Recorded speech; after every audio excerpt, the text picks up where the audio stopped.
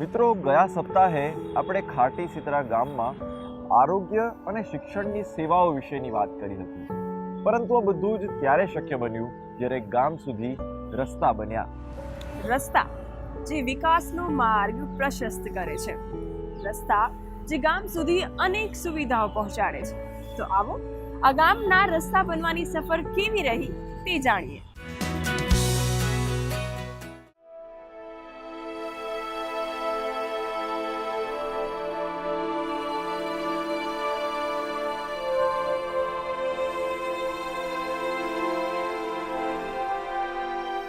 પહેલાં અમને એવી તકલીફ હતી, 1 મહિને છોકરા ડિલિવર થતા હતા, ઉપાડીને લઈ જતા હતા, તે 2 જણા જોડીમાં ગાલી લઈ જતા।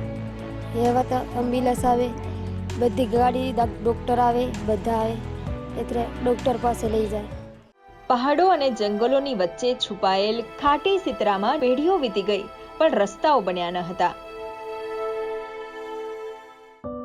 આરાસુર પર્વતમાળા પર પાલનપુરથી 50 કિલોમીટર દૂર પહાડો પર રહેતી આદિવાસી પ્રજાના ઘર ઓછામાં ઓછા 2 કિલોમીટર દૂર હતા। એક ઘરથી બીજા ઘર જવું હોય તો પહાડો કૂદીને જ જવું પડતું।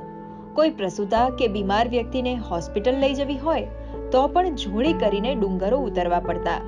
ત્યાં રસ્તામાં જ ઘણી વખત બાળકનો જન્મ થઈ જતો તો કોઈનું મૃત્યુ। જીવનના અનેક ઉતાર ચઢાવ બાદ આખરે મુસ્તુખાને બદલાવની મશાલ હાથમાં લીધી।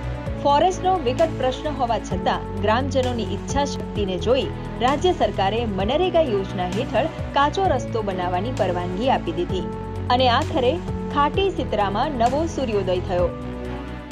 અમે જ્યારે ગામમાં આવ્યા ત્યારે 2.5 વર્ષ સુધી ગામમાં રસ્તો નહોતો અને પછી ગામ લોકોના સહયોગથી ગામ લોકોને સાથે લઈને અમે રસ્તાના નિર્માણ કરવાનું કામ ચાલુ કર્યું।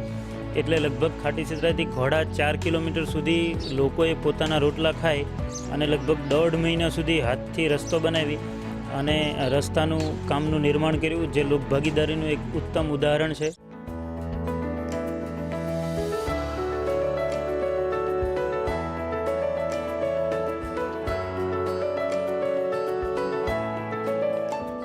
રસ્તો બનતા જ ગામમાં વાહનો તેમજ એમ્બ્યુલન્સ દોડવા લાગી। આખરે પ્રાથમિક સુવિધાઓ મળવી સરળ બની અને આરોગ્યને લગતા તમામ પ્રશ્નોનો અંત આવ્યો। રસ્તો કશું જ નહોતું, પેલું ડોહાર એક પેટી ખતમ થઈ ગઈ, કોઈ પણ અમારો રસ્તો નહોતો। મુસ્તુભાઈ આવ્યા, જ્યારથી અમને શીખવણ આલી, સલાહ આલી, દિમાગમાં વાત બેઠી, ત્યારથી મેં પગદોડી કરી, પગદોડી ત્યાંથી રસ્તો બનાવ્યો। હવે ઓ પણ ચોમાસાનો ધોરાઈ જાય છે, તો હવે ઓ પણ અમારે પાકો રસ્તો જોવે છે। ગુડ ન્યૂઝ ગુજરાત માટે બનાસકાંઠાથી સરફરાઝ નાગોરીનો રિપોર્ટ।